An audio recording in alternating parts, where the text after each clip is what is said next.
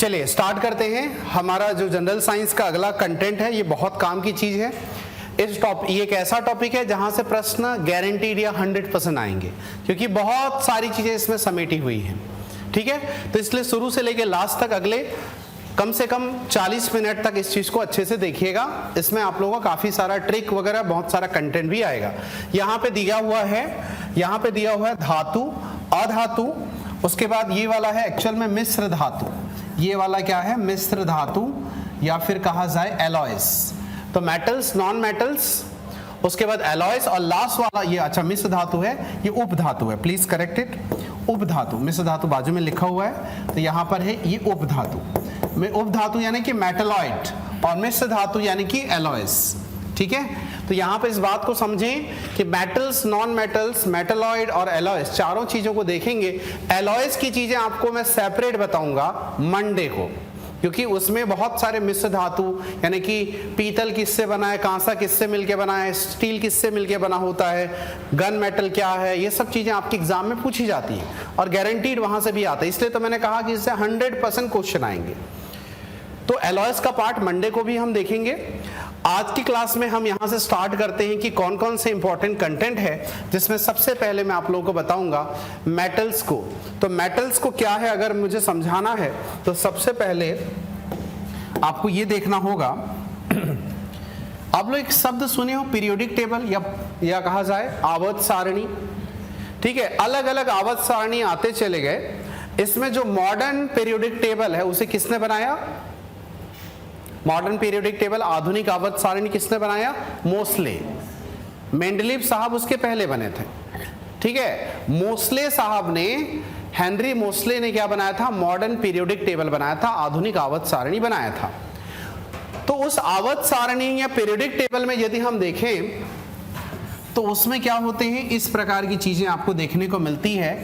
पहला ये S block होता है, इधर होता है, फिर लाइक ये पी ब्लॉक होता है, ये एस ब्लॉक होता है, ये डी ब्लॉक होता है, और नीचे जो है यहाँ पर ये क्या होता है? एफ ब्लॉक होता है। 4 प्रकार के ब्लॉक में 118 तत्वों को जगह दी गई थी, एलिमेंट को जगह दी गई थी।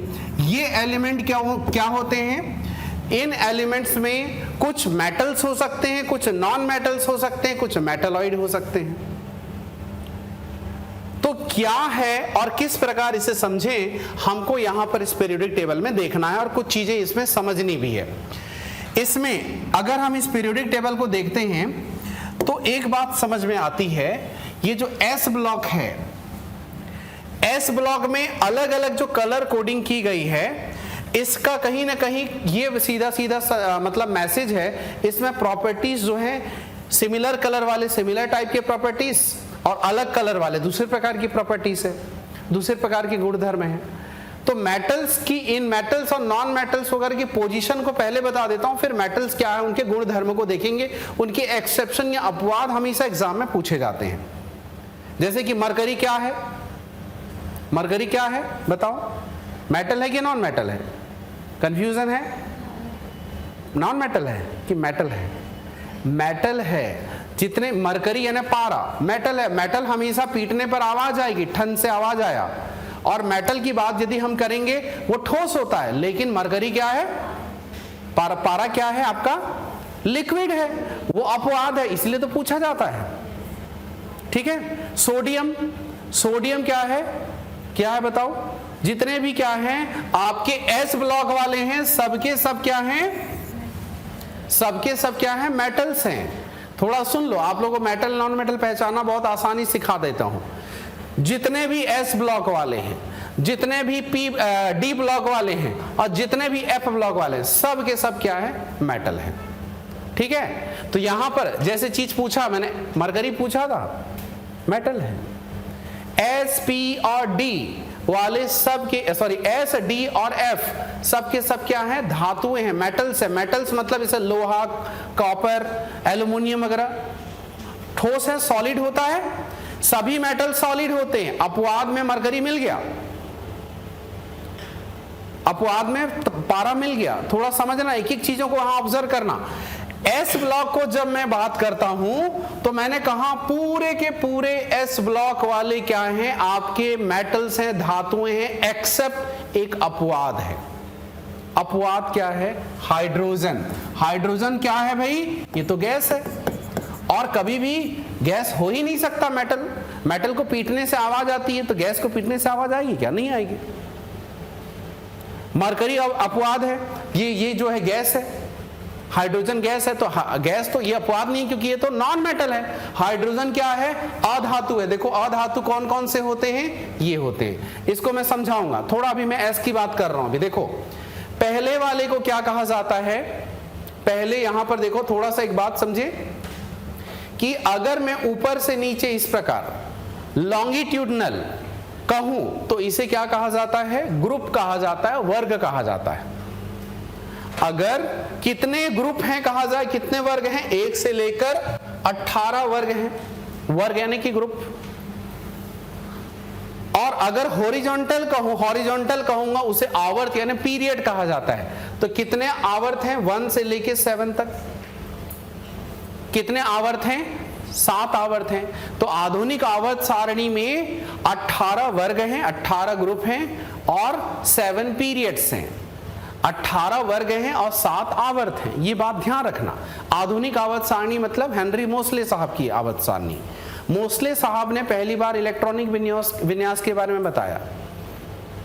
ठीक है, मेंडली साहब को इलेक्ट्रॉनिक विन्यास नहीं पता था, हालांकि उनके ही चेले हैं, मतलब उनके ही स्टूडेंट रहे हैं हेनरी। एक बात आगे सुनना कि यहां पर एस ब्लॉक में पहला वाला बॉक्स, सभी ब्लॉक में कुछ कुछ बातें हैं। मैंने कहा कि जितने भी एस ब्लॉक वाले हैं, एस ब्लॉक वालों को आप लोग को लिखना है, पहला लिखना है एल्कली मेटल। एल्कली मेटल मतलब क्षारीय तत्व। दूसरा वाले को कहा जाता है एल्कली अर्थ मेटल। दूसरे ग्रुप को क्या कहा जाता है? Alkali earth metal. दूसरे ग्रुप को लिखेंगे यहां पर क्षारीय मृदा तत्व, एल्कली अर्थ मेटल कहा जाता है।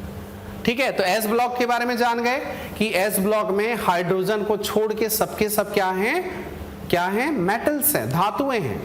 एस ब्लॉक वाले में पहले ग्रुप को क्या कहा जाता है? एल्कली मेटल, क्षारीय तत्व। और दूसरे ग्रुप वाले को क्या कहा जाता है? क्षारीय मृदा तत्व, एल्कली अर्थ मेटल। पहला ग्रुप, दूसरा ग्रुप। ठीक, अब डी ब्लॉक वाले को थोड़ा देखो, मैं पी की बाद में करूंगा बोला। डी ब्लॉक वाले देखते हैं 3 से लेके 12 ग्रुप तक हैं। इनको क्या कहा जाता है बताओ? डी ब्लॉक वाले को क्या कहा जाता है? ट्रांजिशनल एलिमेंट कहा जाता है, संक्रमण तत्व कहा जाता है। डी ब्लॉक को क्या कहा जाता है? संक्रमण तत्व कहा जाता है। ठीक है, ट्रांजिशनल एलिमेंट कहा जाता है। समझ में आया? ट्रांजिशनल एलिमेंट कहा जाता है। इसको मृदा तत्व क्यों कहा जाता है पता है आपको? इस एस ब्लॉक में सेकेंड ग्रुप को, क्योंकि मिट्टी में ये सब पाए जाते हैं, मैग्नीशियम, कैल्शियम वगैरह सब मिट्टी में पाए जाते हैं, इसलिए इसे एल्कली अर्थ मेटल कहा जाता। एल्कली मतलब क्षारीय नेचर का, बेसिक नेचर का है। अभी सब चीजें बताऊंगा। डी ब्लॉक समझ में आया? सभी डी ब्लॉक वाले क्या हैं? मेटल्स होते हैं, धातुएं होते हैं, जिनको संक्रमण तत्व कहा जाता है। कितने ही इनकी संख्या कहा जाए तो 40 हैं, 40 हैं। ठीक, आगे थोड़ा सुनो, आगे थोड़ा सुनिए। जब एफ ब्लॉक की बात करते हैं तो यहां पर 2 चीजें आएगी। देखो लैंथेनाइड और एक्टेनाइड, लैंथेनाइड और एक्टिनाइड आता है। तो मैं अगर बताऊं यहां पर इस वर्ड को थोड़ा देखो और पहचानो, ये क्या क्या है? एक्टिनियम, थोरियम, यूरेनियम, प्लूटोनियम, ये सब क्या है? रेडियो एक्टिव तत्व है कि नहीं? तो रेडियो एक्टिव तत्वों को और क्या कहा जाता है? रेयर अर्थ एलिमेंट, दुर्लभ मृदा तत्व कहा जाता है। तो लिख लो इसे, एक्टिनाइड को और क्या कहा जाता है? दुर्लभ मृदा तत्व, यानी कि रेयर अर्थ एलिमेंट। क्योंकि रेयर मिलता है, बहुत कम मात्रा में मिलते हैं। किसे? एक्टिनाइट को, याद रखना। ठीक है, समझ में आया? चलो अब यहां पर बात करते हैं पी ब्लॉक को। पी ब्लॉक में कुछ खास बात है। इधर ये क्या है? इंडिया है, तो इधर पाकिस्तान है, ऐसा मान लो। जो प्रॉपर्टी इधर होगा उसका जस्ट अपोजिट प्रॉपर्टी ये पाया जाएगा। ये एल्कली है ना, बेसिक नेचर के हैं, तो ये क्या हो जाएंगे? एसिडिक नेचर के हो जाएंगे, अम्लीय प्रकृति के हो जाएंगे। ये क्षारीय प्रकृति वाले हैं तो ये अम्लीय प्रकृति, एसिडिक है ये तो बेसिक है। इसमें आप लोगों को लास्ट वाले को देखना है। 18वें ग्रुप को और क्या कहा जाता है? शून्य ग्रुप भी कहा जाता है, जीरो ग्रुप भी कहा जाता है। 18वें ग्रुप को क्या कहा जाता है? जीरो ग्रुप भी कहा जाता है। और इस जीरो ग्रुप की और खास बात, ये जितने भी आपको यहाँ पे एलिमेंट या तत्व दिख रहे हैं, ये सब क्या है? गैस है, और ये इनर्ट गैस है, अक्रिय गैस है, अक्रिय तत्व है। तो यहाँ पे लिखो ये सब क्या है? अक्रिय या इनर्ट गैस है। ठीक है, इनर्ट गैस, अक्रिय या इनर्ट। और क्या लिखेंगे? इनको नोबल गैस भी कहा जाता है, इनको नोबल गैस भी कहा जाता है। तो जीरो ग्रुप कहा जाता है, इनर्ट गैस कहा जाता है, नोबल गैस भी कहा जाता है। ठीक है, सबको याद रखने का तरीका भी बता दूंगा आप लोगों को। केयरफुली देखिए आगे। फ्लोरीन, फ्लोरीन फैमिली को कहा जाता है हेलोजेंस। क्या कहा जाता है? हेलोजेंस। जो समुद्र में के आसपास ज्यादातर पाए जाते हैं, लवणीय होते हैं, सॉल्टी नेचर के होते हैं, मराइन होते हैं। फ्लोरीन, क्लोरीन, जैसे NaCl, Cl क्लोरीन है, नमक का जैसे फॉर्मूला है तो क्लोरीन है। तो ये लवण यानी सॉल्ट बनाते हैं, इसलिए यहां पर इसे हेलोजेंस कहा जाता है। ठीक है, ऑक्सीजन को क्या कहा जाता है पता है? ऑक्सीजन को कहा जाता है चेल्कोजेंस। क्या कहा जाता है? चेल्कोजेंस। चेल्कोजन क्यों कहा जाता है पता है? क्योंकि ये अयस्क निर्माण करते हैं, ओर फॉर्मेशन करते हैं। एटमॉस्फेयर में 21% ऑक्सीजन है, किसी भी मेटल के साथ रिएक्शन करके उसका ओर या अयस्क बना देते हैं। जैसे आप लोग लोहा का अयस्क का नाम बताओ, मैग्नेटाइट, हेमेटाइट। तो मैग्नेटाइट का फॉर्मूला क्या है? Fe3O4। तो आयरन है और ऑक्सीजन है, Fe3O4 है, मैग्नेटाइट का फॉर्मूला है। अगर हेमेटाइट का कहता तो Fe2O3, तो फिर क्या है? F और ऑक्सीजन है, Fe और ऑक्सीजन है, तो हेमेटाइट हो गया। तो ये ऑक्सीजन फैमिली क्या है? ऑक्साइड, सल्फाइड, इस टाइप की क्या बनाते हैं? अयस्क निर्माण करते हैं, ओर फॉर्मेशन करते हैं। ओर फॉर्मेशन कहने का मतलब और अशुद्ध फॉर्म होता है, उसे मेटल्स निकाला जाता है। जैसे कि बैलाडीला की पहाड़ी पे जाओ, आयरन के ओर मिलते हैं, हेमेटाइट मिलता है। तो हेमेटाइट क्या है? उसमें अशुद्धियां होती हैं, उसको फैक्ट्री में लाया जाता है, स्टील प्लांट में लाया जाता है, उसको जो है प्यूरिफिकेशन किया जाता है, उससे लोहा निकाला जाएगा।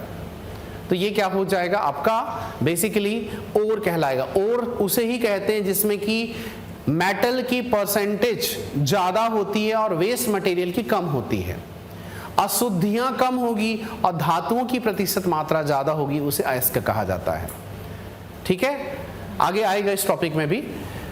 तो यहां पर मामला समझे, ये अयस्क निर्माण है। एन को क्या कहा जाता है? नाइट्रोजन फैमिली को निकोजेंस कहा जाता है, निकोजेंस,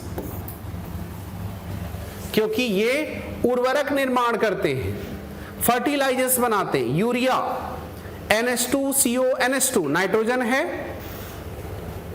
पोटास, फॉस्फोरस, पोटास में पोटेशियम होता है, खैर, फॉस्फेट, सुपर फॉस्फेट PO4 ये है। तो ये सब क्या करते हैं? निकोजेंस, उर्वरक निर्माण करते हैं, फर्टिलाइजर्स बनाते हैं। ऑक्सीजन जो है आपका चेल्कोजेंस कहा जाता है, क्योंकि ओर फॉर्मेशन करते हैं, अयस्क निर्माण करते हैं। हेलोजेंस लवण यानी सॉल्ट फॉर्मेशन करते हैं। इस प्रकार इनको याद रखना। ठीक, अभी बातें समझिए कि इस आपको पीरियोडिक टेबल को कोई लर्न वगैरह नहीं करना है। ऐसे लर्न कराने का मेरे पास तरीका भी है, आपको विद इन 30 मिनट्स पूरे पीरियोडिक टेबल को लर्न करा सकता हूं। लेकिन आपको इसको अभी फिलहाल व्यापम एग्जाम के लिए लर्न नहीं करना पड़ेगा। एक आध तो मैं आपको बता देता हूं, जैसे कि हीना, नीना और करीना का एक्सरे रंगीन। हीना, नीना और करीना का एक्सरे रंगीन। Helium, neon, argon, krypton, xenon, radon. जैसे कह देता हूं हेलोजेंस को याद रखने का तरीका फ्लोरीन, क्लोरीन, ब्रोमीन, आयोडीन और एस्टेटीन है ना। तो फिर कल बाहर आई आत्मा, फिर कल बाहर आई आत्मा, ऐसा करके याद रख सकते हो अगर हेलोजेंस फैमिली को याद रखना है ना। इसमें ओ स्टाइल से टीपो बता देता हूं, बस आपको यहां पे नहीं समझना है। ऐसे अगर आपको याद रखना है ना, इसका पूरा सेशन है कंपटीशन कमेटी के यूट्यूब चैनल पर, फ्री में है। क्या लिखना, कोको इंग्लिश अधिकारी लिखना, एमपीपीएससी का चैनल है अपना, कोको का ही हमारा ऑफिशियल चैनल है। उसमें प्लेलिस्ट में जाना, मेरे वीडियोस डले हुए हैं, पूरे पीरियोडिक टेबल को लर्न करने का है। कभी आपको लर्न करना है तो वहाँ पे जाके कर सकते हो। इसे अभी कुछ दिनों बाद अपने मेन चैनल में फिर से रिकॉर्ड करके नया शूट करके डालने वाला भी हूँ, तो कुछ दिनों बाद उसे भी आप इसमें अपने मेन चैनल में भी देख सकते हो। ठीक है, अगर आप लोगों को कोको इंग्लिश अधिकारी कर लेना तो हमारा एमपीपीएससी का चैनल आ जाएगा, तो उसमें भी आपको दिखेगा, है ना। लगभग 20,000 आसपास सब्सक्राइबर है उसमें। चलो अब यहां पर बात करते हैं कि अलग अलग चीजें जो आती हैं, आप लोगों को अब सीधा फोकस करते हैं। मैं उस ट्रिक वगैरह पे नहीं जाके सीधा अब मैं बात करता हूं कि ये क्या है। पी ब्लॉक, एस पी और एफ, एस डी और एफ को मैं बता चुका था। पी में देखो, पी ब्लॉक एकमात्र ऐसा ब्लॉक है जहां पर मेटल भी मिल रहा है, नॉन मेटल भी मिल रहा है और मेटेलॉइड भी मिल रहा है। मेटेलॉइड को याद रखने का भी ट्रिक बता देता हूं, सभी चीजों को थोड़ा समझो। यहां पर देखो, जैसे सीढ़ियां उतरते हैं ना, ऐसे देखो सीढ़ी उतर रही है ऐसा करके, ये क्या है, सीढ़ियां उतर रहे हैं डाउनस्टेयर्स। तो अगर मैं कहूं इस लाइन के लेफ्ट हैंड साइड और राइट हैंड साइड को थोड़ा देखिए, तो इसमें ये येलो कलर के जितने हैं इन्हीं को कहा जाता है मेटेलॉइड कहा जाता है, उपधातु कहा जाता है। तो 1 2 3 4 5 6 7 मेटेलॉइड को याद रखने का तरीका बताऊं। श्रावण का महीना है, शंकर भगवान को याद करो। शंकर भगवान बहुत प्रसन्न हो गए और आपको कहते हैं, बोले शिव जी ऐसे सब तेरे पुण्य। ठीक है, बोले शिव जी ऐसे सब तेरे पुण्य। इसे मैं आगे अभी आएगा, मेटेलॉइड तो मैं कराऊंगा, फिलहाल सुन लो, बोले शिव जी ऐसे सब तेरे पुण्य। अगर मैं इसे कहता हूं, इस लाइन के लेफ्ट हैंड साइड में ये जो देख रहे हैं ये मेटल्स हैं, और इसके राइट हैंड साइड में जो देख रहे हैं वो नॉन मेटल है, उपधातु है, सॉरी अधातु है। तो मेटेलॉइड यानी उपधातु क्या होता है, ये बीच की अवस्था होती है जिसमें आधा गुण मेटल का होता है, आधा गुण नॉन मेटल का होता है। उपधातु या मेटेलॉइड किसे कहते हैं, जिसमें कि मेटल्स और नॉन मेटल दोनों की प्रॉपर्टी पाया जाए। उपधातु जिसमें धातु और अधातु दोनों के गुण धर्म पाए जाए, उसे उपधातु कहते हैं। बोले शिव जी ऐसे सब तेरे पुण्य। ठीक है, जिसमें कि boron, silicon, germanium, arsenic, antimony, tellurium और पोलोरियम आ गया। ठीक, तो पी ब्लॉक एकमात्र ऐसा ब्लॉक है जिसमें तीनों चीजें मिल रही हैं, धातु, अधातु, उपधातु। तो आपको जब भी धातु उपधातु में पहचान करनी हो तो चेक करना वो कौन से ब्लॉक से है। अगर वो पी ब्लॉक से है तभी वो क्या होगा, नॉन मेटल होगा, क्योंकि नॉन मेटल सिर्फ और सिर्फ पी ब्लॉक में पाए जाते हैं, एक हाइड्रोजन को छोड़ के। लेकिन वास्तव में ये हाइड्रोजन की पोजीशन क्या होती पता है, हाइड्रोजन की पोजीशन यहां होती, लेकिन हाइड्रोजन आवारा तत्व है, कभी इधर कभी दिखाता है, कभी इधर कभी प्रॉपर्टी शो करता है, इसलिए तो उसे आवारा एलिमेंट कहा जाता है। ठीक है, तो ये बात ध्यान रखना। क्लियर हो गया। अब चले मेटल की प्रॉपर्टी की ओर। एस, पी, डी और एफ के बारे में कुछ बेसिक जानकारी रखें। थोड़ा इधर देख लो, थोड़ा इधर देखो, मैं बिल्कुल 12-10 तक क्लास लूंगा, बाकी मंडे लूंगा। ठीक है, चलो आगे थोड़ा फास्ट तरीके से चलिए। ये वही चीजें हैं जो मैंने आप लोगों को बता रखा था। अगर यहां पर बात करते हैं आगे, तो आगे यहां पर आता है धातुओं के गुण। धातु किसे कहते हैं, मेटल्स किसे कहते हैं, तो मेटल्स किसे कहते हैं जो हमेशा क्या होंगी, कठोर होंगी। लेकिन जितना भी अपवाद आएगा, एक्सेप्शन आएगा, वो सब के सब क्या हैं, आपके एग्जाम के लिए इंपॉर्टेंट कंटेंट है। तो जैसे कि मैंने कहा, सभी धातुएं कठोर होती हैं, सभी मेटल्स क्या होंगी, सॉलिड होती हैं, हार्ड होती हैं। लेकिन एक्सेप्शन देखो, सोडियम को चाकू से काट सकते हो ऐसे करके, पोटेशियम, लिथियम ये क्या होते हैं, ये अपवाद हैं, ये सॉफ्ट होते हैं, इसे चाकू से काटा जा सकता है। मरकरी एकमात्र ऐसा एलिमेंट है जो क्या है, आपका लिक्विड फॉर्म में है, एकमात्र ऐसा मेटल है जो लिक्विड फॉर्म है। ठीक है, समझ में आया। तो धातुएं यानी मेटल्स ऑलवेज सॉलिड होती हैं, लेकिन कुछ ऐसे सॉफ्ट भी हैं जैसे कि सोडियम, पोटेशियम, लिथियम वगैरह, जिसे हम देख रहे हैं कि काटा जा सकता है चाकू की मदद से, है ना। और यहां पर देखते हैं लिक्विड फॉर्म में मरकरी है। चलो अगला देखेंगे, आघातवर्धनीयता। जिसे पीटा जाए तो वो फैल जाएगी, इसे क्या कहा जाता है, मैलिएबिलिटी कहा जाता है। जैसे अजीत जोगी साहब थे ना, जब चुनाव लड़े थे तो उस समय वो अपने मैनिफेस्टो में रखे थे कि मैं अगर चुनाव जीत जाऊंगा, मुख्यमंत्री बनूंगा यदि, वैसे तो प्रथम मुख्यमंत्री रहे ही थे, बाद में की बात कर रहा हूं, अभी जब भूपेश बघेल साहब जब मुख्यमंत्री नहीं बने थे, उसी समय जब चुनाव लड़े थे, तो कहे थे कि अगर मैं जीत जाऊंगा तो चांदी की सड़क बनाऊंगा। तो चांदी की सड़क बनाना मतलब कि उसे पीटोगे और सड़क के ऊपर फैलाओगे, तब तो रोड बनेगी। तो चांदी की सड़क बनाना रिलेटिवली आसान इसलिए है क्योंकि चांदी को बहुत पतले लेयर तक क्या है, आप मैलिएबिलिटी होने के कारण, आघातवर्धनीयता के कारण उसकी चादर बनाई जा सकती। काजू कतली खाते हैं, काजू कतली के ऊपर चांदी की परत चढ़ाई जाती है, इतना पतला होता है। और गोल्ड तो और उससे भी ज्यादा पतला होता है, लेकिन गोल्ड महंगा इसलिए चांदी, गोल्ड की परत नहीं चढ़ाते, चांदी की परत चढ़ाते हैं। समझ में आया। तो ये बात ध्यान रखना कि आघातवर्धनीयता अत्यंत पतली पन्नी बनाई जा सकती है, उसका पतला चादर बनाया जा सकता है। ठीक है। और अगला देखिएगा, डक्टिबिलिटी या डक्टिलिटी से कहा जाता है तन्यता। इसे हम खींच सकते हैं, खींच के तार बना सकते हैं, इसीलिए एकदम पतली तार बनाई जा सकती है गोल्ड की, सिल्वर की, क्योंकि वो बहुत पतली होती, खींचा जा सकता है तार, उसी को डक्टिलिटी कहा जाता है। तो धातुओं का ये गुण होता है, मेटल्स का ये प्रॉपर्टी होती है, उसमें मैलिएबिलिटी होती है, डक्टिलिटी होती है, तन्यता, आघातवर्धनीयता होती है, सॉलिड होता है। क्लियर हो गया। ठीक, नेक्स्ट, इसे इंपोर्ट करके आप लोग के ग्रुप में भेज देंगे। आप लोग फोकस करिए देखने में, पढ़ने में, लिखने में अभी समय थोड़ा, ट्रिक वगैरह को बस लिख लेना।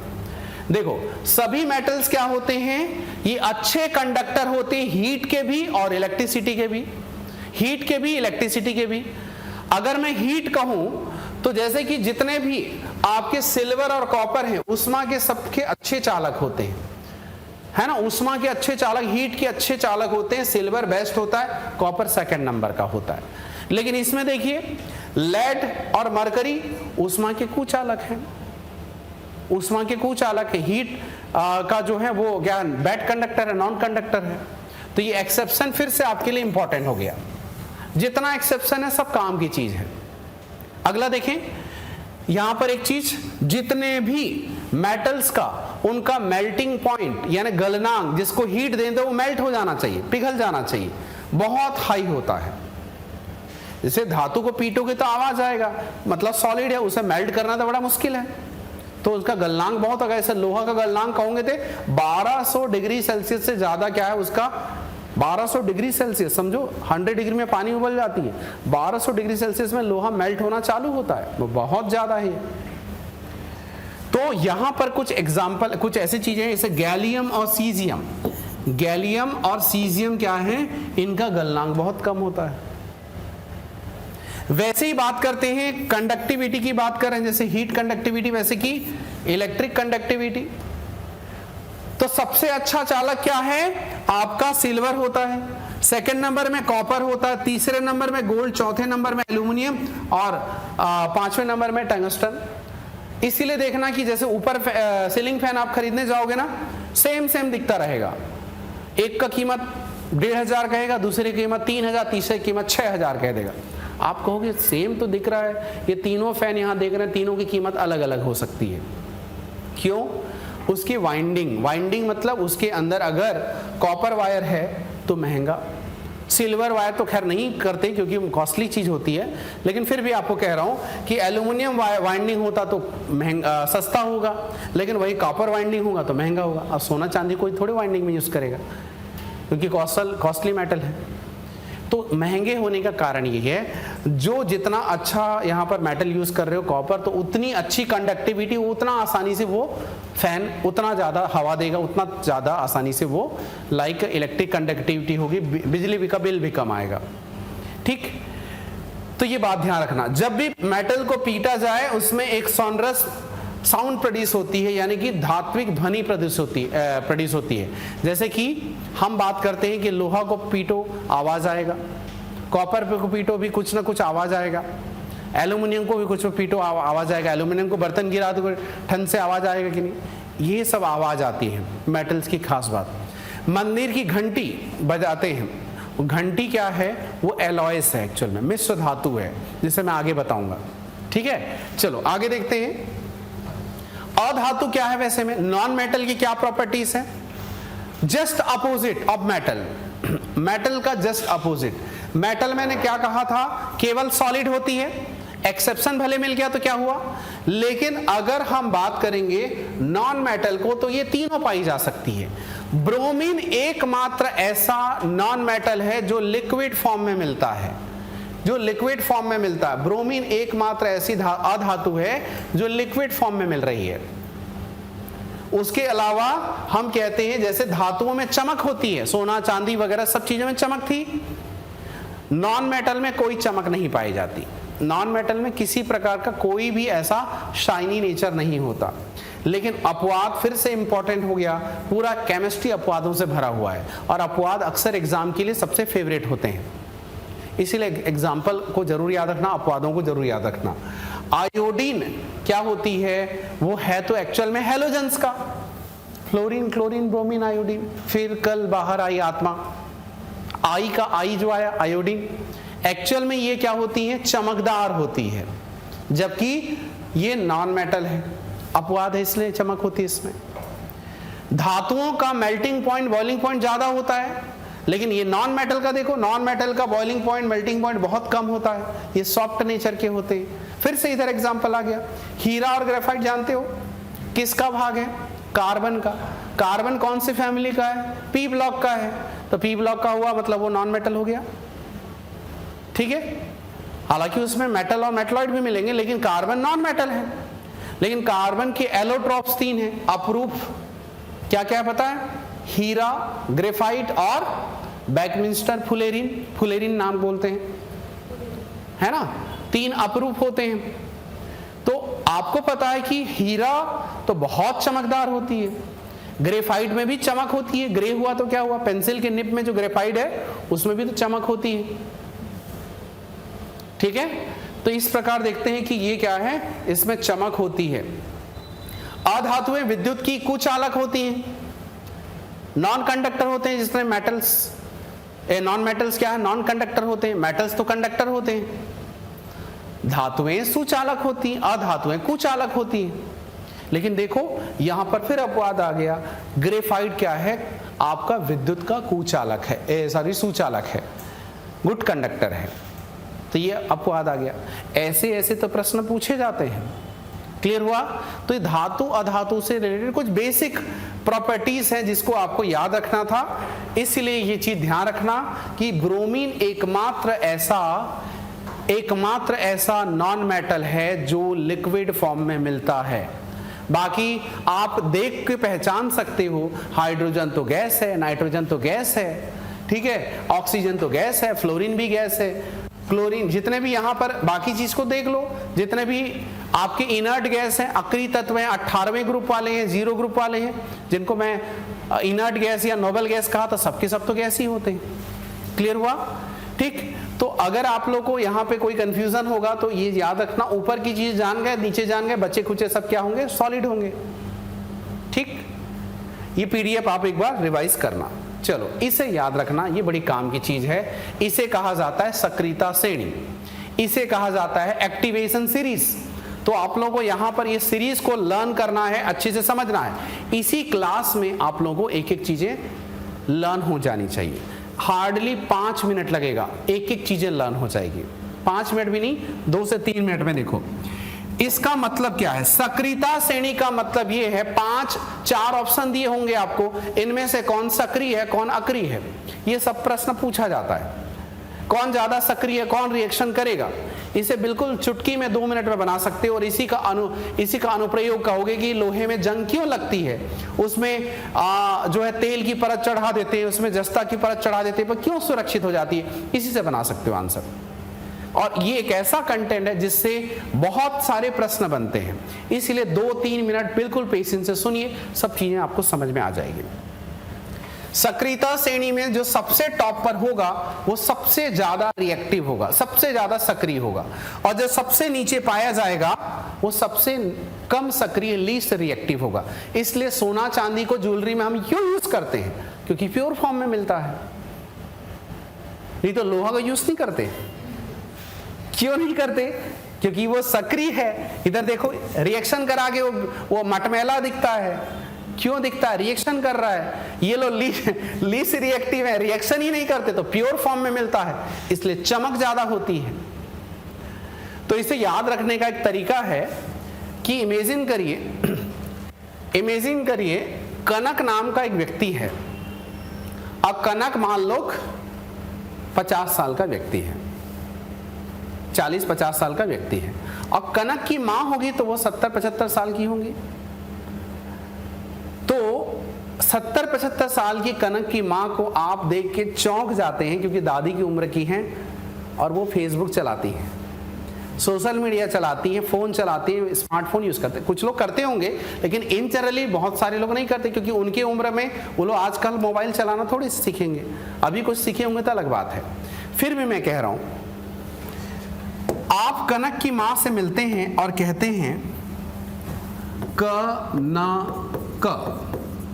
कनक की मां जो फेसबुक पर है, क्यों है आप, मतलब आपको तो फेसबुक चलाने नहीं आता, आप तो कुछ जानते नहीं हो, आप फेसबुक में क्या कर रहे हो, आप चौंक के पूछ रहे हो। आप अचानक मिला, उनसे मुलाकात हो गई, कनक की मां जो फेसबुक पर है, क्यों है आप क्या करते हैं, आपको चलाने आता है समथिंग, ये दिमाग में एक क्वेश्चन पूछ रहे हैं। बस उसी ट्रिक से यहां चीजें समझेंगे।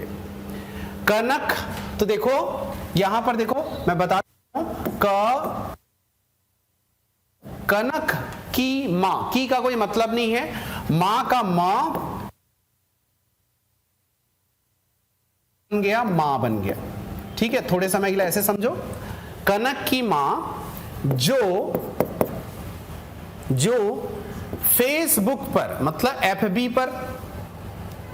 एफबी पर है, तो यहां पे हाइड्रोजन यहां पर कनक की मां जो फेसबुक पर है, ठीक है, वो याद रखना कि वो क्यों है आप ऐसा कह रहे हैं, फेसबुक, तो यहां पर एफ बुक यानी फेसबुक आया, ऐसा ना, तो यहां पर कह रहे हैं फेसबुक, FS, तो फेस बुक पर हैं, पर के लिए पर, यहां पर फेसबुक पर हैं, क्यों हैं आप, तो आ और अ मिलके, दोनों मिलके बन गया आ, ठीक। इसको यहां पे लिखिए, 2 मिनट देखिए, इसे लिखिए बिना देखे। अब यहां पे समझिए, मैंने कहा यहां पर क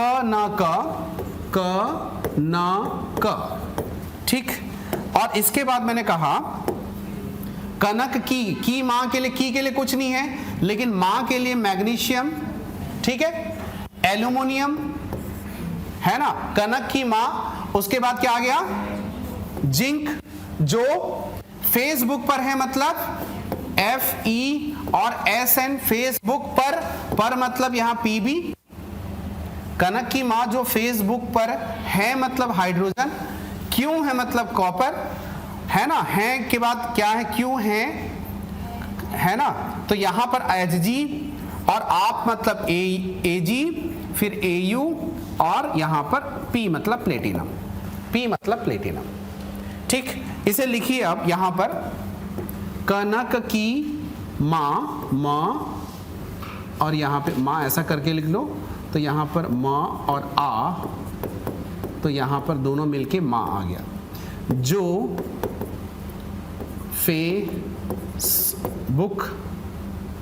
फेसबुक पर हैं, क्यों हैं अ आ और प। ये कितना काम की चीज है अभी थोड़ी देर में आपको समझ में आ जाएगा कि जब आपके पास ये इस टाइप के क्वेश्चंस आते हैं तो 2 मिनट इसे लिख लेना। ये बहुत काम की चीज है। अभी देखना, इसे 3 प्रकार के क्वेश्चन बनाएंगे हम। पहला टाइप का क्वेश्चन देखो, आपको पहला प्रश्न पूछा जाता है कि अक्सर हमने पढ़ा होगा कि मिट्टी के तेल में सोडियम को डुबो के रखा जाता है। क्यों? क्योंकि बहुत ज्यादा रिएक्टिव है, बहुत ज्यादा सक्रिय है। तो मिट्टी के तेल में इसे डुबो के इसलिए रखा जाता है क्योंकि बहुत सक्रिय है। तो देखो सोडियम है, लेकिन आपसे मिस्टेक क्या हो सकता है कि आपसे प्रश्न पूछा जाए पोटेशियम, सोडियम और यहाँ पे कैल्शियम और मैग्नीशियम में, और आप कहते कि कौन ज्यादा सक्रिय है। आंसर तो पोटेशियम है, लेकिन आपके दिमाग में है हाँ मिट्टी के तेल में इसलिए डुबो के रखा जाता है क्योंकि सबसे ज्यादा सक्रिय होना चाहिए। भाई वो सक्रिय है, लेकिन उससे भी ज्यादा कौन है? पोटेशियम है। ठीक, क्योंकि सक्रियता श्रेणी में सबसे ऊपर है, एक्टिवेशन सीरीज में सबसे ऊपर है। एरो देखो यहाँ नीचे दिया हुआ है, मतलब नीचे की ओर लीस्ट रिएक्टिव आएगा, कम सक्रिय आएगा। ठीक है, चीजें समझ में आई? थोड़ा जल्दी करते हैं। अब यहां पर एक पहला प्रकार का प्रश्न आ गया। आप लोगों को इसमें से भी देखना कि कौन सबसे ज्यादा सक्रिय होगा। कोई भी चीज दे देगा, कौन पहले रिएक्शन करेगा, तो देखना जो ऊपर होगा वो पहले रिएक्शन करेगा, जो नीचे होगा बाद में करेगा। सबसे लीस्ट रिएक्टिव देख रहे हैं प्लेटिनम। प्लेटिनम है इसलिए क्या है, वो सबसे महंगी मिलती है। सोना से भी महंगा मिलता है प्लेटिनम, क्योंकि प्लेटिनम सबसे लीस्ट रिएक्टिव है, उससे किसी से क्रिया नहीं करता, तो उसकी चमक बहुत ज्यादा होती है। सोना इसलिए भी उसकी भी चमक होती है, इसलिए वो भी महंगा मिलता है। चांदी वो भी महंगा मिलता है। ठीक है, ये बात समझ में आई? चलो आगे बात करते हैं। दूसरा टाइप का प्रश्न हो गया। तीसरा टाइप का प्रश्न, लोहे में जंग लगती है, क्यों लगती है? लोहे में जंग लगने का कारण यहां पे आप समझ जाएंगे। देखो लोहे में जंग लगने के रीजन को आप समझ जाना कि लोहा मतलब मैंने लिख दिया आयरन। लोहे में जंग लगने का कारण क्या है? पानी और क्या है? ऑक्सीजन, क्योंकि ऑक्साइड बना लेता है। अभी अगला टॉपिक आएगा, अगला स्लाइड आएगा, लेकिन थोड़ा मुझे आप लोगों को वहां पे बताऊंगा, लेकिन यहां पे थोड़ा सुनिए कि ये जो आयरन है इस पानी और ऑक्सीजन के साथ रिएक्शन क्यों कर रही है? क्योंकि सक्रियता श्रेणी में इसकी पोजीशन ये है, ठीक ठाक रिएक्टिव है। टॉप रिएक्टिव नहीं हुआ तो ठीक ठाक रिएक्टिव है, लेकिन उस पर जब हम जस्ता की परत चढ़ा देते हैं, जिंक की परत चढ़ा देते हैं, तो जिंक और आयरन को देखिए कौन ऊपर है? जिंक ऊपर है। तो ये क्या कहेगा, जब इसके ऊपर जिंक की परत चढ़ाते हैं तो जिंक और आयरन में कंपटीशन होगा। जिंक कहेगा मैं ज्यादा रिएक्टिव हूं, तुम हटो, मुझे रिएक्शन करने दो। तो जिंक ऑक्साइड की परत चढ़ गई लोहे के ऊपर, और लोहा मतलब ये लोहा था, इसके ऊपर क्या है? जिंक की परत चढ़ गई, तो लोहा सुरक्षित हो गया। ऊपर जिंक रिएक्शन कर लिया तो क्या हुआ? लोहा तो सुरक्षित हो गया। तो लोहे को जंग से बचाने के लिए हम जिंक की परत चढ़ाते हैं। इसी को ही तो गैल्वेनाइजेशन कहा जाता है, गैल्वनीकरण कहा जाता है, यसद लेपन कहा जाता है। पूछा गया प्रश्न है पीएससी व्यापम का। तो कैसे जाने? सक्रियता श्रेणी में ऊपर में है तो इसलिए आया। आप कहेंगे क्या उसमें एल्यूमिनियम की, मैग्नीशियम की परत चढ़ा सकते हैं? बिल्कुल चढ़ा सकते हैं, लेकिन जो आसान तरीका है जिंक है, इसलिए जिंक पर चढ़ाते हैं। ठीक है, समझ में आया? तो ये बात ध्यान रखना। चलो समझ में आया? सक्रियता श्रेणी में ये 2-3 प्रकार के प्रश्न ही केवल नहीं बनते, आगे बहुत सारे प्रश्न और बना सकते हो। जब भी रिएक्शन की बात होगी देखना कौन ऊपर है कौन नीचे, इससे आसानी से प्रश्न बन जाएगा। ठीक, नाउ अगला पॉइंट, यहां पर खनिज और अयस्क की चीजें भी बताऊंगा, और खनिज और अयस्क में यहां पर ये कंटेंट को थोड़ा देख लीजिए, और मैं संक्षारण की चीजों को फिर बताऊंगा। और ये टॉपिक खनिज और अयस्क को जब फिनिश करते चलेंगे ना तो ये टॉपिक फिर समाप्त हो जाएगा। ठीक है, 12-10 बोला था, 5-7 मिनट और लगेगा। ठीक, इधर देखो थोड़ा सा, लोहे पे जंग लगना को क्या कहा जाता है? संक्षारण कहा जाता है। लोहे पे जंग लगने को क्या कहा जाता है? संक्षारण कहा जाता है। अगर मैं कहूं लोहे पे जंग क्यों लगती है, तो मैंने कहा आयरन है, उसके साथ क्या है? पानी यानी नमी क्या है? आती है, उसके बाद क्या? ऑक्सीजन आ जाता है। ठीक है, ये सब मिलके क्या बनाता है? Fe2O3 इंटू XH2O बनता है। ये क्या कहा जाता है? इसे फेरिसोफेरिक ऑक्साइड, फेरिसोफेरिक ऑक्साइड, और इसी को ही तो रस्टिंग ऑफ आयरन कहते हैं, इसी को ही तो जंग लगना कहते हैं। और ये उतना बहुत आसानी से हो जाता है। तो लोहे पे जंग लगना ये पहला एग्जाम्पल है, ठीक है, लिख लो। फेरिसोफेरिक ऑक्साइड भी पूछा जाता है। अब मुझे आप लोग बताओ, एक प्रश्न पूछा गया है कि एक लोहा है, एक देखो इधर देखो, 1 किलोग्राम मतलब समझो आधा किलो का एक लोहे का छड़ है। इसे आज आपने देखा बहुत जंग वगैरह नहीं रखा है, तो एक जो है आधा किलो का रॉड को आपने घर पे रख दिया और एक को जो है आपने बाहर रख दिया। मतलब आपके पास 2 थे, तो एक को बाहर रख दिया, एक को घर में रख दिया। अगले ही दिन देखते हैं उसमें जंग लगना चालू हो जाता है, क्योंकि बाहर नमी है, बरसात का सीजन है तो नमी है, ऑक्सीजन तो है ही। तो कुछ दिन बाद देखते हैं, महीनों दिन बाद देखते हैं पूरा जंग लग चुका होता है। अब दोनों लोहे को लाके आप वेइंग करते हैं, उसे वजन करते हैं, तो किसका वजन ज्यादा होगा? घर पे रखेगा, और जंग लगे लोहे का ज्यादा होगा। क्यों? देखो यहां XH2O जुड़ गया है, इसका वजन भी तो होगा भाई। तो जंग लगे लोहे का वजन ज्यादा होता है सामान्य लोहे के तुलना में, क्योंकि उसमें XH2O जुड़ गया है, XH2O जुड़ गया है। चीजें समझ में आई? आगे बढ़े। दूसरा संख्यारण का दूसरा उदाहरण गर्ल्स खासकर बताएंगे।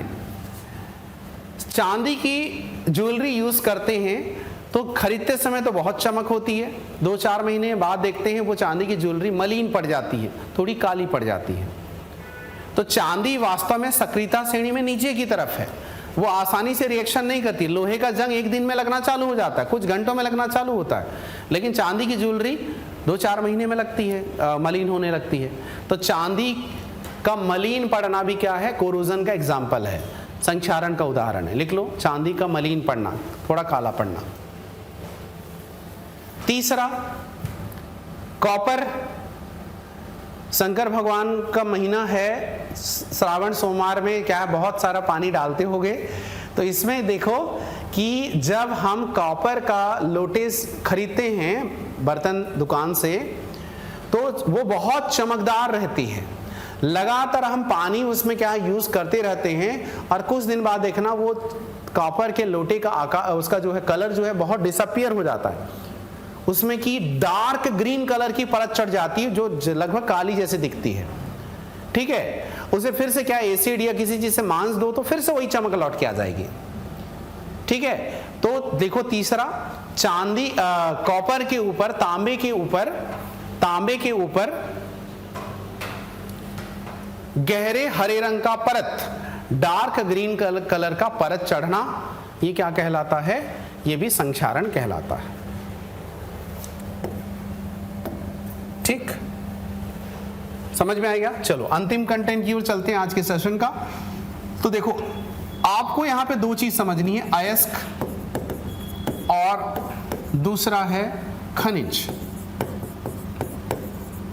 यानी कि मिनरल। दोनों में क्या अंतर है आप लोग को जानना है, पहचानना है। तो इसे कैसे याद रखें? देखो मान लो कोई ऐसा पत्थर का टुकड़ा है, आप बेलाडीला की पहाड़ी पर गए, एक पत्थर के टुकड़े को उठाकर देखते हो बहुत वजन करता है, बहुत हैवी लगता है। क्यों हैवी लगा? क्योंकि इसमें आयरन का कंटेंट है, और वहां पे बेलाडीला में तो हेमेटाइट मिलता है। हेमेटाइट मतलब Fe2O3 बनता है, मैग्नेटाइट हो रहा तो Fe3O4 होता। तो हेमेटाइट मैग्नेटाइट उसका क्या है? अयस्क है। मैग्नेटाइट बेस्ट मटेरियल है, सबसे अच्छा अयस्क है लोहे का, जिसमें 72% क्या है? आयरन का कंटेंट पाया जाता है। बाकी 28% जो होगा आपका वो क्या है? वेस्ट मटेरियल है, अशुद्धियां होंगी। तो जिसमें अशुद्धियां कम, जिसमें इंप्यूरिटी यानी कि अशुद्धि यानी कि इंप्यूरिटी कम होगी, और धातु यानी कि मेटल का परसेंटेज ज्यादा होगा, मेटल का परसेंटेज ज्यादा होगा, उसे क्या कहा जाता है? अयस्क कहा जाता है। इम्प्यूरिटीज कम, इधर लिखो इम्प्यूरिटी इम्प्यूरिटीज कम, लेकिन उसमें कहेंगे कि मेटल का परसेंटेज ज्यादा। जैसे मैंने मैग्नेटाइट का कहा तो 72.02% क्या है आपका मेटल है, धातु है, और बाकी 28% इसमें अशुद्धि है। तो इसे मैं क्या कहूं, अयस्क कहूंगा। तो सुनिए गौर से, मैं अगर कहूं सभी खनिज अयस्क होते हैं, यस और नो, सभी और मिनरल्स आर और, यस और नो, नो। सभी खनिज अयस्क कैसे हो सकते हैं, कुछ ही तो होते हैं जिनमें कि उसका परसेंटेज ज्यादा होगा मेटल का। देखो मैं आप लोगों को बता देता हूं अयस्क किसे कहते हैं। अयस्क में percentage of metal should be more, impurity should be less. धातुओं की प्रतिशत मात्रा ज्यादा होगी, अशुद्धियां कम होगी, पहला पॉइंट। दूसरा, it is easy to extract, इसे आसानी से निष्कर्षित किया जा सकता है, आसानी से उसे मेटल्स को सेपरेट कर सकते हैं, तो उसे भी क्या कहा जाएगा, वो दूसरा प्रॉपर्टी है, ये भी अयस्क कहलाएगा। लेकिन खनिज किसे कहते हैं, अरे खनिज कुछ भी हो सकता है, उसमें 5-10% मेटल भी होगा तो भी उसे खनिज कहेंगे। जब 5-10% मेटल हुआ तो बाकी एक्स्ट्रा पार्ट तो इम्प्यूरिटी हो गया ना, तो ये तो जस्ट अपोजिट हो गया इसके। तो सभी खनिज अयस्क नहीं होते, all minerals are not ore, but उसका उल्टा सही है, सभी अयस्क खनिज होंगे ही होंगे, क्योंकि अयस्क कह दिया मतलब परसेंटेज ज्यादा। तो ऑल ओर्स आर मिनरल, ये बात ध्यान रखो, लिख लो इसे, ऑल ओर्स आर मिनरल, सभी अयस्क खनिज होते हैं। ठीक है, चलो जल्दी से, सभी अयस्क खनिज होते हैं, ऑल ओर्स आर मिनरल। चलो अब डिफरेंट टाइप की क्या है, मेटल्स हैं और मेटल्स के ओर हैं। डिफरेंट टाइप की अयस्क हैं, उनके जो हैं जो तत्व हैं, मेटल्स हैं, धातु हैं, उनके क्या है यहाँ पर ओर होगा। तो आप लोगों को मैं बता देता हूं, जो काम की चीजें उसे भी बताऊंगा, थोड़ा फास्ट चलूंगे, पीडीएफ तो आपको मिलेगा। सोडियम का बोरेक्स क्या है कहा जाए तो सोडियम का ओर है, बाकी में सब में तो सोडियम लिखा है, पहचान जाओगे आप। ठीक, अगर मैग्नीशियम का क्या ओर है तो आप देख लो, मैग्नेसाइट मतलब मैग्नीशियम है, डोलोमाइट तो डोलोमाइट में मैग्नीशियम भी है, कैल्शियम भी है, तो कैल्शियम भी लिखोगे हो गया, मैग्नीशियम का भी होगा ये।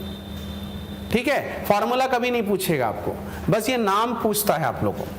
तो magnesite, dolomite, carnallite, Epsom salt, ये सब के सब क्या हैं, मैग्नीशियम के ओर हैं। एक दो बार रिवीजन करना, ये नाम आपको रिवीजन करना ही पड़ता है, क्योंकि यहाँ पर डिफिकल्ट टाइप के नाम आते हैं। मैग्नेसाइट, डोलोमाइट, कार्नेलाइट और एप्सम सॉल्ट क्या हैं, किसके ओर है, मैग्नीशियम के ओर है। नेक्स्ट, एल्युमिनियम, बॉक्साइट तो आप सभी जानते हो। एल्युमिनियम का ओर क्या है आपका, बॉक्साइट। ठीक, देखो ऑक्सीजन है Al2O3 2 H2O, ऑक्सीजन फैमिली अयस्क निर्माण करती है, बताया था। चेल्कोजन कहा है, बताया था, तो ऑक्साइड बनाया है, तो इसलिए तो हम कह रहे हैं अयस्क है, और है। क्रायोलाइट, ये प्रश्न पूछा जाता है, कोरंडम या नीलम, कोरंडम या नीलम, नीलम को जो है यूज भी किया जाता है रिंग में। ठीक है, तो यहां पर कोरंडम या नीलम, नीलम का धारण करते हैं रत्न के तौर पे, वो क्या है आपका, एल्युमिनियम का ओर है, एल्युमिनियम का ही एक प्रकार का अयस्क है। वैसे कहेंगे डायस्पोर, डायस्पोर नहीं पूछता, खैर बाकी इस चीज को देख लो। नेक्स्ट, पोटेशियम वाला तो आसानी से समझ जाओगा, पोटेशियम लिखा हुआ है। नेक्स्ट, कैल्शियम, देखो एप्सम सॉल्ट किसे पढ़े थे, एप्सम सॉल्ट किसे पहले थे, मैग्नीशियम का, लेकिन जिप्सम कह देगा तो क्या हो गया, कैल्शियम का हो गया। ठीक है, तो एप्सम और जिप्सम में मिस्टेक हो सकता है, एप्सम जो है, एप्सम सॉल्ट मैग्नीशियम का है, जिप्सम सॉल्ट जो है आपका कैल्शियम का है। तो यहां पर ये याद रखना, फ्लोरस्पार, इसमें तो कैल्शियम पहचान ही जाओगे, फ्लोरस्पार ये है। और आप लोगों को ये प्रश्न अक्सर एग्जाम में पूछा जा सकता है, फास्फोराइट किसका अयस्क है, तो फास्फोरस टिक कर दोगे। हाँ, फास्फोरस उसमें होता है, लेकिन उसमें कैल्शियम का परसेंट ज्यादा होता है, इसलिए कैल्शियम का भी आप कहोगे। तो फास्फोरस का भी है, कैल्शियम का भी है, मतलब जो फॉर्मूला में दिखा उसी का है। तो कैल्शियम फास्फोरस दोनों दिख रहा है। सभी को याद करने की जरूरत नहीं है, मैंने जो काम की चीजें बता रहा हूं, जिप्सम काम की है, फास्फोराइट काम की है, आयरन क्रोमियम का तो खैर आयरन क्रोमाइड छोड़ो, आगे बढ़िए। ये सबसे काम की चीज है, ये आयरन सबसे काम की चीज है, इसे स्टार करिएगा। और ये क्या है, उससे पहले मैग्नीज का देख लो, मैग्नाइट, तो मैं से याद रखना मैग्नाइट। इधर देखो काम की चीज ये, आपको इसमें प्रश्न पूछा जाता है कि सबसे अच्छा लौह अयस्क कौन है, सबसे अच्छा आयरन का ओर कौन है, तो इसे याद रखने का एक तरीका है। देखो आयरन और मैग्नेट यानी चुंबक दोनों में क्या है, बहुत सारी प्रॉपर्टी सेम पाई जाती है। भले चुंबक को अगर हम कहीं पे रखें तो लोहे को अट्रैक्ट कर देगा, लोहा को खींचो तो लोहा नहीं खींचेगा एक दूसरे को, लेकिन लोहा और चुंबक को पास पास रहेंगे तो एक दूसरे को अट्रैक्ट कर लेंगे। तो मामला ये है कि लोहा और चुंबक में बहुत सारी गुणें जो हैं सेम होती हैं, इसीलिए क्या है, लोहा को चुंबक के साथ कई दिन तक रख दिया जाए, 15-20 दिन, महीना रख देंगे तो लोहा में भी क्या है, लोहा भी चुंबक बन जाता है। दरअसल वो होता ये ऐसा है कि ये लोहा है मान लो, इसमें इनके जो हैं अणु का जो है दिशा इस प्रकार होता है, मतलब ये चुंबक है, और यहाँ पर लोहा अगर ऐसा करते हैं तो ये यत्र तत्र ऐसा करके असमान वितरण होता है। जब इसके साथ इसको कांटेक्ट में ला देते हैं तो ये भी क्या हो जाते हैं, ये भी क्या हो जाते हैं, इस प्रकार अलाइन हो जाते हैं, ऐसा इसी दिशा में हो जाता है जैसा ये है। तो ये जो है लोहा, ये चुंबक बन गया।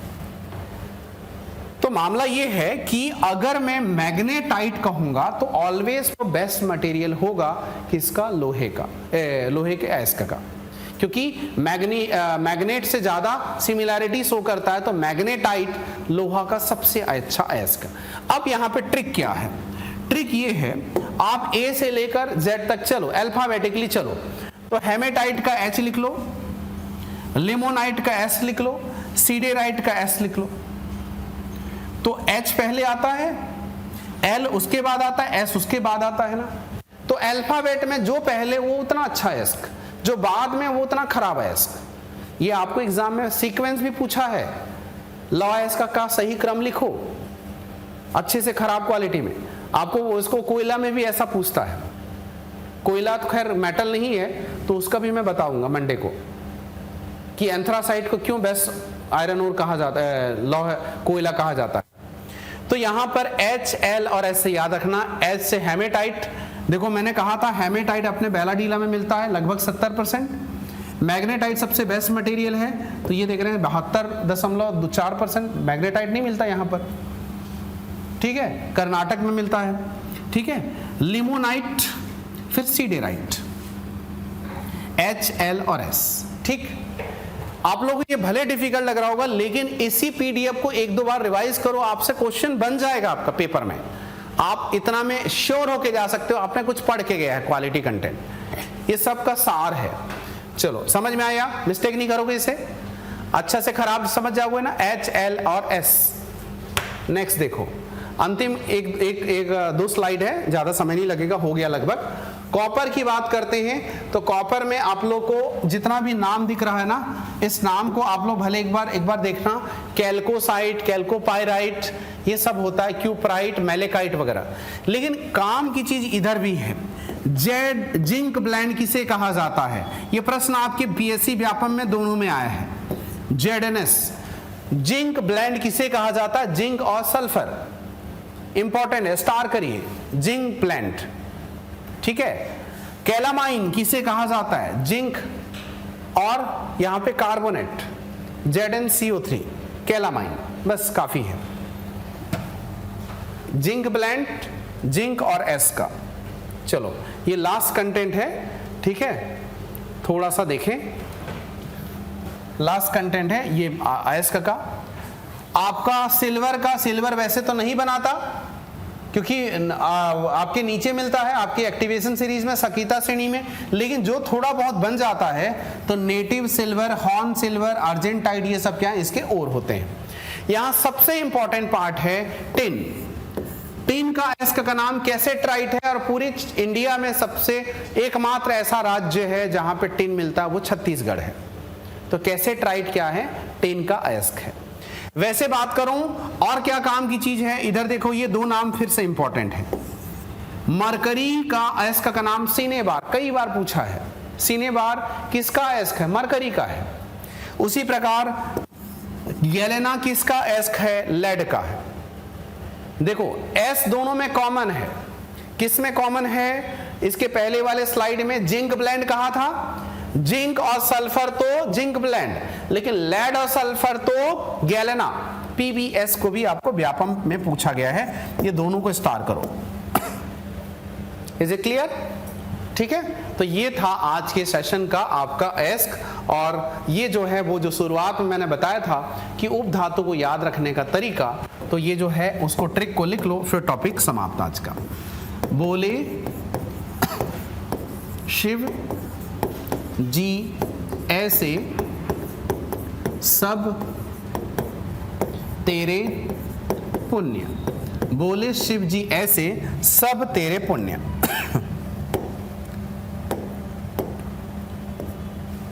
तो मैंने कहा बोले से क्या है? बोरान। शिव जी तो एसआई, बोरान सिलिकॉन, जी से जर्मेनियम, ए से आर्सेनिक, एस से एंटीमनी, टीई से टेलुरियम, पीओ से पोलोनियम। बोले शिव जी ऐसे सब तेरे पुण्य। ठीक है, 2 पॉइंट इसमें ऐड कर लीजिए। मेटालॉइड ऑलवेज पी ब्लॉक में मिलेगा, ऑलवेज पी ब्लॉक में मिलेगा। दूसरा, मेटालॉइड उसे कहा जाता है जो धातु और धातु दोनों की प्रॉपर्टी देते हैं, दोनों के गुणधर्म शो करते हैं। और उपधातुओं की संख्या ओनली 7 है, 7 से 8 नहीं हो सकती, ओनली 7 है। ठीक है, ये लिखा हुआ है वही चीज। क्लियर हो गया? और बाकी चीजें लिव इट। पोलोनियम ऐसा एक एलिमेंट है जिसके सर्वाधिक समस्थानिक पाए जाते हैं और प्रथम मानव निर्मित तत्व है। ठीक है, इस प्रकार आप देखते हैं ये धातु अधातु उपधातु से रिलेटेड चीजें आती हैं। अब क्या बच गया? एलॉयज या मिश्र धातु बचा है, जो है आप लोगों को मैं फिजिक्स का एक यूनिट ऑप्टिक्स यानी प्रकाशिकी बताऊंगा, जिसमें कि आपको निकट दृष्टि दोष, दूर दृष्टि दोष, लेंस, दर्पण, वो सब चीजें जो प्रश्न पूछा जाता है हर साल, उसे हम कवर करेंगे। और उसके बाद में एलॉयस यानी कि मिश्र धातु को भी बता दूंगा, तो उस टॉपिक के साथ वो होगा। और इसके बाद देखेंगे कुछ जो मिसलेनियस होगा। और मुझे आप लोगों को अब कंप्यूटर को के भी प्रैक्टिस क्वेश्चन करवाने हैं। ठीक है, थ्योरी एक बार पढ़ लिए रहना, अच्छे से रिवाइज कर लिए रहना, ताकि क्वेश्चन आपसे बनने चाहिए। ठीक है, क्योंकि एक्सप्लेनेशन के साथ इसे मैं बनाऊंगा। चलो, थैंक यू सो मच इतना धैर्य के साथ पढ़ने के लिए।